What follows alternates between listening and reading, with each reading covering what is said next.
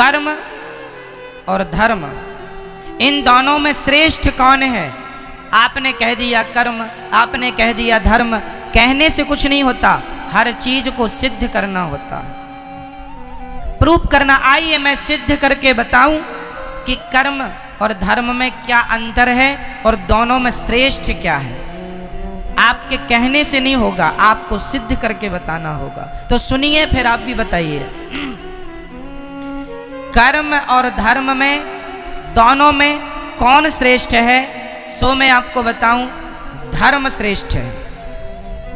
कर्म और धर्म में क्या श्रेष्ठ है? धर्म। अब इसे मैं प्रूफ करता हूं। कैसे? सुनो, कर्म क्या है? इस धरती पर जो भी हम कर रहे हैं, यहां तक कि आंखों की पलक झपक रही है तो वो अपना कर्म हो रहा है। मैं बोल रहा हूं, ये भी कर्म है। आप बैठे सुन रहे हैं, ये भी कर्म है। आप यहां खुजला रहे हैं, ये भी एक कर्म हो रहा है। कुछ भी आप कर रहे हैं वो क्या है? हर क्रिया कर्म होती है। कर्म और धर्म, इस धरती पर जो हम कर रहे हैं सब कुछ क्या है? कर्म। अच्छा ये बताओ, कोई शराब पी रहा है तो वो क्या कर रहा है? जोर से मैया, सुनने में ध्यान दो, वहां क्या ध्यान है? कोई शराब पी रहा है, वो अपना क्या कर रहा है? जोर से बोलो, वो अपना कर्म कर रहा है। कोई दूध पी रहा है, वो अपना क्या कर रहा है? कर्म कर रहा है। कोई झगड़ा कर रहा है, वो अपना क्या कर रहा है? झगड़ा करना भी कर्म है, शराब पीना भी कर्म है, दूध पीना भी कर्म है, माँ की आरती उतारना भी कर्म है और माँ को गालियां देना भी कर्म ही है। परंतु अब हमारा धर्म जो है वो क्या काम करता है? सुनिएगा, धर्म जो है वो ये बताएगा कौन सा कर्म करना है और कौन सा कर्म नहीं करना। जैसे आपके घर में जब आप रोटी बनाती हो तो आटे को पहले चलनी से चाल लेती हो। आटे को चलनी से चालना क्यों पड़ता है? ताकि उसका अच्छा आटा अलग हो जाए, उसका चोकर चापर अलग हो जाए, गंदगी अलग हो जाए। सही है? तो जो भी क्रिया, जो भी हो रहा है, सब कुछ कर्म है, सब कुछ कर्म है। चलनी जो है वो अच्छे आटे को अलग, बुरे आटे को अलग करती है। उसी प्रकार धर्म एक चलनी है। धर्म ही बताता है कि कौन सा कर्म करना है और कौन सा कर्म। कर्म दो प्रकार के होते हैं, एक अच्छा कर्म, एक बुरा कर्म। कौन सा कर्म करना है? माँ की आरती उतारो, ये कर्म तो करना है, पर माँ को गाली देने का कर्म नहीं करना। दूध पीने का कर्म तो करना है, पर शराब पीने का कर्म, कौन सा कर्म करने योग्य है? भाई, आज कोई मुर्गी को मार रहा है और मुर्गी को पका के खा रहा है तो वो भी तो अपना कर्म कर रहा है, परंतु उसे धर्म का ज्ञान ना होने से वो मुर्गी मार रहा है, कर्म तो कर रहा है, पर वह कर्म उसे पाप देने वाला है। कर्म हमें दो चीज देते हैं, अच्छा कर्म हमें पुण्य देगा और बुरा कर्म हमें पाप देगा। कर्म सबको ही कर रहा है। आप अच्छा कर्म करेंगे तो उससे पुण्य आएगा, बुरा कर्म करेंगे, मुर्गी खाएंगे, उससे पाप आएगा। कर्म तो हो रहा है। चूंकि आपको किसका ज्ञान नहीं है? धर्म का ज्ञान ना होने से आदमी कर्म तो करता है, पर वह कर्म भी कर लेता है जो उसे नहीं करना चाहिए। जो नहीं करना वह भी करता है। इसलिए मेरी प्रार्थना है, सदा वही कर्म करना चाहिए जो कर्म करने योग्य है, पर कर्म को पहले धर्म की कसौटी में कस लेना चाहिए कि ये कर्म ठीक है या नहीं है, करने योग्य है या नहीं। कर्म तो सब ही है। मैं आपको एक थप्पड़ मार दूं, ये भी एक कर्म होगा, और मैं आपको सम्मान से यहाँ बिठा दूं, ये भी एक कर्म होगा। कौन सा मुझे करना है, कौन सा नहीं, ये कौन बताएगा? बोलो मेरी माँ। इसलिए प्रत्येक व्यक्ति को किसका ज्ञान होना चाहिए? जोर से, जोर से, धर्म का। यदि आप धर्म का ज्ञान रखते हैं तो आप जो भी कर्म करेंगे ठीक करेंगे। यदि आपको धर्म का नॉलेज नहीं है तो आप गलत कर्म कर सकते हैं, संभावना है, क्योंकि आपको ज्ञान नहीं है। जैसे एक पत्नी अपने पति को छोड़कर पराये पुरुष से संबंध रखे तो ये क्या है? वो अपना कर्म कर रही है। परंतु यदि उसे धर्म का ज्ञान होता तो ये हरकत वो कदापि ना करती। धर्म बताता है कि पति परमेश्वर है, इसलिए अपने पति को छोड़कर पराये पुरुष से संबंध रखना पाप है। यदि धर्म का ज्ञान होता तो अपने आप वो पाप से बच जाती। पाप से नहीं बची, क्यों? क्योंकि धर्म का ज्ञान नहीं था। और आज हमारे देश को धर्म निरपेक्ष कहा जाता है। गलत कहते हैं लोग, धर्म निरपेक्ष। हमारे सनातन धर्म में, भारत में छोटी सी बच्ची से लेके बूढ़े तक प्रत्येक व्यक्ति के अंदर धर्म होता था, होता है और होना चाहिए। हमारे देश में पहले कोई पुलिस नहीं थी। हमारे देश में कोई पुलिस की जरूरत नहीं थी। क्यों? क्योंकि आज जो काम पुलिस करती है वही काम पहले का प्रत्येक व्यक्ति जानता था कि ये पहले तो यहाँ 1 लाख रुपए पड़ा हो तो कोई छूता नहीं था, क्योंकि उसे ज्ञान था, उसे धर्म का ज्ञान था। ना जी, ये मेरा नहीं है, उठा लूंगा तो चोरी का पाप लग जाएगा।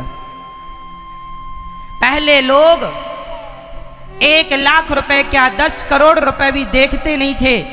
पराई स्त्री को कभी स्वप्न में भी सोचते नहीं थे उसके बारे में कोई गलत बात। पराये पुरुष के लिए कभी देश की, मेरी भारत की महिला कभी गलत ख्याल नहीं रखती थी, क्योंकि प्रत्येक व्यक्ति को ज्ञान किसका था? बोलो जोर से, किसका? मेरी माँ। और जोर से, पीछे वाले बोलो, किसका ज्ञान? पहले धर्म का ज्ञान था। और आज ये हालत है कि लोगों की जूते चप्पल तक नहीं बच रहे। जूते चप्पल तक चुरा लेते हैं लोग।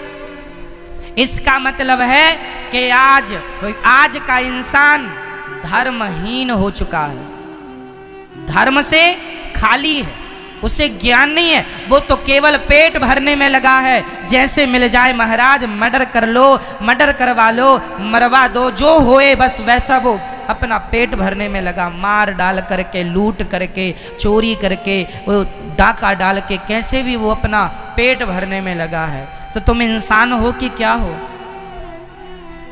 इसलिए आप अपने बच्चों को धर्म का ज्ञान देना मेरी माँ। धर्म के बिना इंसान पशु के समान है। धर्महीन व्यक्ति किसकी तरह है? जोर से, किसके? आप लोगों को धर्म का नॉलेज है, ज्ञान है या नहीं? बोलो हाँ या ना, बोलो हाँ या ना। मैया, आपको धर्म का ज्ञान है? कैसा बताओ, क्या है धर्म? चलो बताओ, नारी का धर्म क्या है? सबके भारत में धर्म है। पुत्र का धर्म है अपने माँ बाप को भगवान मानकर सेवा करना। पत्नी का धर्म है कि अपने पति को भगवान मानकर सेवा करना। दुकानदार का धर्म है ग्राहक को भगवान मानकर उसकी सेवा पूर्ति करना। हम सभी एक धर्म की बेड़ियों में बंधे हुए हैं। आप स्वतंत्र हैं या परतंत्र हैं? जोर से, जोर से। आप स्वतंत्र हैं या परतंत्र हैं? जोर से बोलो, बोलो और जोर से, हमें आवाज नहीं आ रही है। आप स्वतंत्र रहना चाहते हैं कि परतंत्र रहना चाहते हैं? आप स्वतंत्र रहना चाहते हैं या किसी के अधीन रहना चाहते हैं? बोलो। आप यदि अधीन रहना चाहते हैं तो किसके? बोलो। अब मैं बोल रहा हूं, ध्यान से, ये दास अनिरुद्ध समझाएगा। मैया कहां जा रही हो? अच्छा, तो हम चलते हैं। अच्छा, ध्यान से सुनो। आप कह रहे हैं हम स्वतंत्र हैं, गलत कह रहे हैं आप। ना तो स्त्री कभी स्वतंत्र हुई, ना तो पुरुष कभी स्वतंत्र हुआ। और यदि आपने स्वतंत्र होना चाहा तो आपका सर्वनाश हो जाएगा, पतन हो जाएगा। हम कभी स्वतंत्र नहीं हो सकते और हम होना भी नहीं चाहते। हम सदा धर्म के अधीन रहना चाहते हैं। हम किसके अधीन? बोलो। धर्म के अधीन। किसके अधीन? तो क्या आप स्वतंत्र हैं? नहीं। यदि स्वतंत्र होते और यदि आप मनमाना काम करोगे, आज एक स्त्री अपने पति को छोड़कर दूसरे पुरुष को रखती है, वो स्त्री अपने आप को स्वतंत्र मान रही है। उसकी स्वतंत्रता उससे पाप करा रही है कि नहीं? क्या समाज ऐसी नारी का सम्मान करेगा जो अपने पति को छोड़कर पर पुरुष से संबंध रखे? बताइए। उसने स्वतंत्र रास्ता चुन लिया, जो मन में आए। इसलिए हम स्वतंत्र नहीं हैं, हम वही करते हैं जो हमारा धर्म कहता है। क्या कहेगा धर्म, वो करेंगे हम। धर्म कहता है दूध पीना है बेटा, दूध पिएंगे। धर्म कहता है शराब नहीं पीना। आप मुझे 10 करोड़ रुपए देंगे और कहेंगे कि एक गिलास शराब पी लीजिए, तो मैं 10 करोड़ क्या, पूरी सृष्टि की दौलत लाकर कदमों में रख देंगे, तो भी मैं अपने धर्म का परित्याग नहीं करूंगा। मैं स्वतंत्र नहीं हूं, मैं धर्म के अधीन हूं। मैं गुलाम हूं धर्म का। मैं किसका गुलाम हूं? मैं किसका गुलाम हूं? 2 नारियां हैं समाज में। एक स्त्री का नाम है सीता, बहुत ध्यान से सुनिएगा। एक स्त्री का नाम है मेरी मां सीता और दूसरी स्त्री का नाम है सूपनखा। सूपनखा रावण के बहिनी। अब बताइए, सीता माता स्वतंत्र है या सूपनखा स्वतंत्र है? कौन स्वतंत्र है? बोलो मेरी मां। कौन? सूपनखा स्वतंत्र है। इसलिए वो किसी पुरुष से कहती है कि हमसे विवाह कर लो, तो सम पुरुष न मोह सम नारी। राम जी कहते हैं हमारा भाई वहां बैठा है, एक बार बात कर लो, बात बने तो। चली गई। इतनी निर्लज्ज है, देखो खुद अपनी शादी की चर्चा कर रही, खुद अपना विवाह तय कर रही। लक्ष्मण जी से कहती हमसे विवाह कर लो, तुम बड़े सुंदर हो।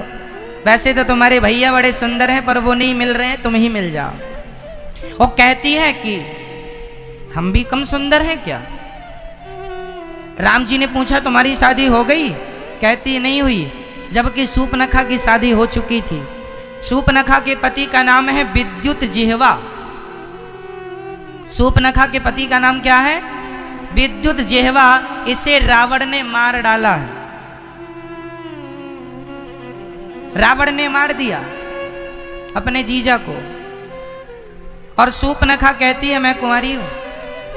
तो लक्ष्मण जी ने नाक कान काट दिया। किसी ने लक्ष्मण जी से कहा क्यों जी आपने नाक ही क्यों काटी? लक्ष्मण जी बोले हाथ काटते तो इसे जाकर बताना पड़ता कि फलानी जगह गए थे तो हाथ कट गया। नाक इसलिए काटी है, इसे बताना नहीं पड़ेगा कि कहाँ गए थे, लोग देखते ही समझ लेंगे कि नाक कटाने ही गई थी, इसलिए नाक ही काटी। कहती है तो सम पुरुष न मोह सम नारी। क्यों? क्योंकि सूर्पनखा का संकल्प वही है जो राम का, निश्चर हीन करऊं मही। राम जी कहते हैं मैं निशाचरों से हीन पृथ्वी कर दूंगा, मैं रावण को मारूंगा, राम जी कहते हैं। और सूर्पनखा भी कहती है रावण तूने मेरे पति को मार डाला है, क्योंकि सूर्पनखा का पति इतना बलशाली था कि रावण डर गया कि कहीं ये मुझे मार के कब्जा ना कर ले लंका में, इसलिए मार दिया। सूर्पनखा तब से गुस्सा हो गई, तूने मेरे पति को मारा है, जब तक तेरे विनाश का समय नजदीक नहीं आ जाएगा तब तक मैं लंका में प्रवेश नहीं करूंगी। इसलिए रावण के विनाश का समाचार लेकर के सूर्पनखा रावण के पास गई, और सूर्पनखा ने ही तो रावण से कहा था कि सीता को चुरा लो। रावण के बर्बादी में सूर्पनखा का विशेष हाथ है, शुरुआत यहीं से हुई। तो इसलिए कहती है तो सम पुरुष न मोह सम नारी, तेरा भी विचार वही है राम, तेरा भी विचार वही है कि रावण को मारना, और मेरा विचार भी वही है रावण को मारना। तो सम पुरुष न मोह सम नारी, हम दोनों के विचार एक से मिल गए, इसलिए यह संयोग विधि रचा विचार, ये संयोग है कि तुम्हारे और हमारे विचार मैच कर गए। तो सीता माता धर्म के अधीन चलती हैं और सूर्पनखा स्वतंत्र है। तो आप स्वतंत्र रहना पसंद करोगी मेरी माँ, या धर्म की अधीनता स्वीकार करोगी? बोलो धर्म। इसलिए मेरी माँ धर्महीन चाहे स्त्री हो, धर्महीन चाहे पुरुष हो, दोनों पशु के तुल्य हैं। हमारे भारत में एक पत्नी का पति मर जाए तो वो उसकी विधवा रह के सारी जिंदगी गुजार देती है। क्या है ये? जोर से बोलो, क्या है ये? क्या है ये? धर्म है। और ऐसी क्वालिटी की स्त्रियां सिर्फ हमारे भारत में हैं। आज दुनिया में 200 देश हैं लगभग। पूरी दुनिया में कितने देश हैं? अमेरिका, लंदन, जापान, पेरिस इत्यादि जाकर देख लो, दुनिया में 200 देश हैं। ऐसी स्त्रियां केवल भारत में पाई जाती हैं कि पति के मर जाने पर उसी की विधवा रहकर जिंदगी गुजार देंगी, पर पराये पुरुष की तरफ आंख उठाकर नहीं देखेंगी। ऐसी स्त्रियां सिर्फ भारत में होती हैं। सती सावित्री केवल यहाँ और कहीं नहीं, इसलिए यहाँ धर्म है। ये क्या है? यदि स्त्री अपने पति को छोड़कर पराये पुरुष से संबंध रख ले, आजकल तो पुनर्विवाह कर लेते हैं कि लड़की का पति यदि समय से पहले खत्म हो गया, कोई बाल बच्चे हुए नहीं और हो भी गए, और उसका मन है कि भाई जिंदगी अकेले नहीं गुजर सकती, कोई जीवन साथी चाहिए, तो आजकल पुनर्विवाह का भी लोग बंदोबस्त कर लेते हैं। वो अपनी आप की स्वतंत्रता है। पर हमारे देश में आज भी स्त्रियां अपने पति के जाने के बाद वो उसी की विधवा रहकर जीवन जीना पसंद करती हैं, पराये पुरुष से संबंध रखना पसंद नहीं करती। कुछ स्त्रियां ऐसी हैं, पर कुछ आज पुनर्विवाह में भी बिलीव करती हैं। सबके अपने अपने विचार हो सकते हैं, वो उनकी अपनी स्वतंत्रता। फिर भी मेरे देश में आज सती पतिव्रता नारी पाई जाती है, और ये स्त्रियों की क्वालिटी सिर्फ भारत की स्त्रियों की है और कहीं की नहीं। इसलिए है क्योंकि हमारे देश में धर्म रहा है, लेकिन आज के कुछ लोग भारत को धर्म निरपेक्ष कह रहे हैं कि ये तो धर्म में हम कोई विश्वास ही नहीं करते। धर्म निरपेक्षता का अर्थ होता है धर्म में कोई विश्वास ना करना।